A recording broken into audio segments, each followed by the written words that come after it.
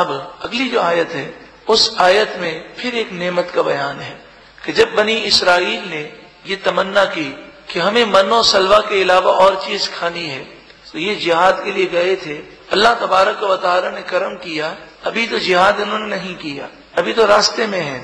قریب میں ایک بستی تھی، اس بستی کے کافروں پر اللہ تعالیٰ نے ان کا ایسا روب داخل کر دیا کہ وہ سارے کافر اپنے تمام اہل و عیال کو لے کر اس بستی سے بھاگ گئے اور وہ بستی خالی ہو گئی. مکانات موجود ہیں، باغات موجود ہیں، کھیت موجود ہیں، لیکن کوئی اس میں فرد باقی نہ رہا. اللہ تبارک و تعالیٰ نے حکم دیا کہ اگر من و سلوہ کے علاوہ اور چیزیں کھانی ہیں تو اس بستی میں چلے جاؤ، مگر جب بستی میں جانا تو جب دروازے میں داخل ہو تو اللہ کی بارگاہ میں سجدہ کرنا اور سجدہ شکر بجا لانا اور کہنا ہے پروردگار ہم تو بڑے گناہگار ہیں، سیاہکار ہیں، تو نے کرم فرمایا، تو ہمارے گناہوں کو معاف فرما. تمہیں یہ کہنا ہے. لیکن اس نعمت پر بھی انہوں نے ناشکری کی، اس کا بیان ہے وَإِذْ اور یاد کرو جب قُلْنَا ہم نے فرمایا اُدْخُلُوا تم داخل ہو جاؤ هَذِهِ الْقَرْيَةَ اس بستی میں فَكُلُوا پس کھاؤ مِنْهَا اس بستی سے حَيْثُ شِئْتُمْ جہاں سے تم چاہو، شِئْتُمْ تم چاہو، رَغَدًا بلا روک ٹوک، اس بستی میں تمہیں کوئی روکنے والا نہیں. وَادْخُلُوا الْبَابَ دروازے میں داخل ہو، سجدہ سجدہ کرتے ہوئے داخل ہو، سجدہ کرنا ہے. وَقُولُوا اور تم کہو حِطَّةٌ اے اللہ تو ہمیں معاف فرما. حِطَّةٌ کا مفہوم کیا ہے؟ اے اللہ تو ہمیں معاف فرما، تم معافی مانگنا اور سجدہ کرنا. نغفر لکم خطایاکم ہم تمہاری خطائیں بخش دیں گے.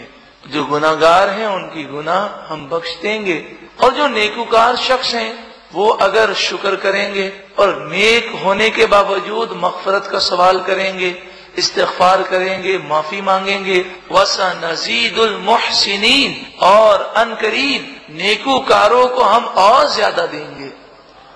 اس آیت سے مفسرین فرماتے ہیں معلوم ہوا کہ گناہگار اگر مغفرت کا سوال کرے تو گناہ بخش دیے جاتے ہیں، اور نیکوکار اگر مغفرت کا سوال کرے تو اس کے درجات میں بلندی ہو جاتی ہے، اس کی نعمتوں میں مزید اضافہ ہو جاتا ہے.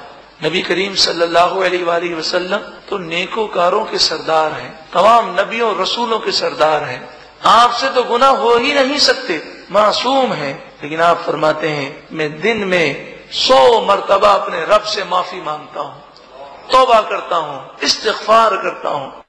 تو نیک لوگ اگر استغفار کریں تو درجات میں بلندی ہوتی ہے.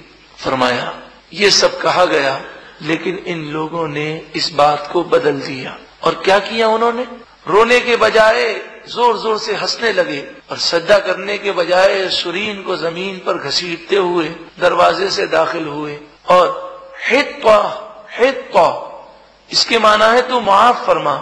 انہوں نے حِطَّةٌ کو ہِنْطَةٌ کر دیا. ہِنْطَةٌ کے معنی گندم کا دانہ، تو ہِنْطَةٌ گندم کا دانہ، گندم کا دانہ، مطلب یہ کہتے ہوئے گھسے کہ اب ہمیں گندم کھانے کو ملے گا. اس طرح انہوں نے شریعت کا مذاق اڑایا. جب کوئی قوم چاہے مسلمان کہلاتی ہو، جب شریعت کا مذاق اڑاتی ہے تو اس پر اللہ کا غضب نازل ہوتا ہے. فرمایا فَبَدَّلَ الَّذِينَ ظَلَمُوا قَوْلًا ظالموں نے قول کو، بات کو بدل دیا، غیر الذی قیل لہم جو ان سے کہا گیا تھا اس کے علاوہ انہوں نے کام کیے. کہا گیا سجدہ کر کے داخل ہو، روتے ہوئے داخل ہو، معافی مانگتے ہوئے داخل ہو، مگر انہوں نے کیا کیا؟ سرین پر اپنے آپ کو گھسیٹتے ہوئے، کہکے مارتے ہوئے، اور معافی کے بجائے گندم حِنْطَةٌ کہتے ہوئے اور شریعت کا مذاق اڑاتے ہوئے داخل ہوئے. اور جب انہوں نے شریعت کا مذاق اڑایا فَأَنزَلْنَا پس ہم نے نازل کیا عَلَى الَّذِينَ ظَلَمُوا ظالموں پر رِجْزًا مِّنَ السَّمَاءِ آسمان سے وبا کو نازل کیا، عذاب کو نازل کیا. بِمَا كَانُوا يَفْسُقُونَ یہ وبا اور یہ عذاب اس وجہ سے آیا کہ وہ نافرمانی کیا کرتے تھے. اس قوم میں ایک ایسا مرض پیدا ہو گیا کہ جو مرض چوہے کی وجہ سے پھیلتا ہے، اور وہ وائرس جو ہے اس مرض کا اس مرض کے جراثیم کو چوہا جو ہے منتقل کرتا ہے، جسے طاعون کہتے ہیں۔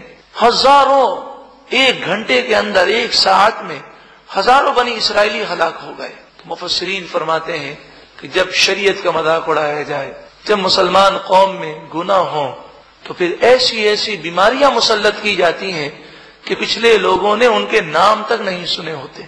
آج آپ دیکھ لیجئے میڈیکل سائنس نے کتنی ترقی کر لی، لیکن ایسی ایسی بیماریاں ہیں کہ سائنس اور میڈیکل سائنس بے بس نظر آتی ہے۔ Dengue virus, AIDS, cancer, T B, جگر کا کینسر، ہڈیوں کا کینسر، ریڑھ کی ہڈی کا کینسر۔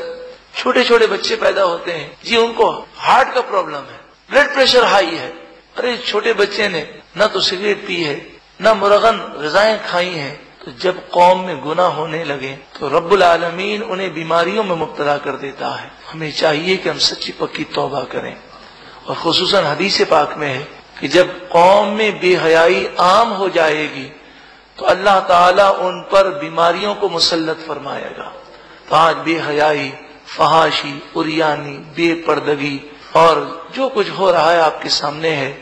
اللہ تعالیٰ ہمیں نور قرآن سے منور فرمائے اور خود بھی گناہوں سے بچنے اور دوسروں کو بھی بچانے کی توفیق عطا فرمائے۔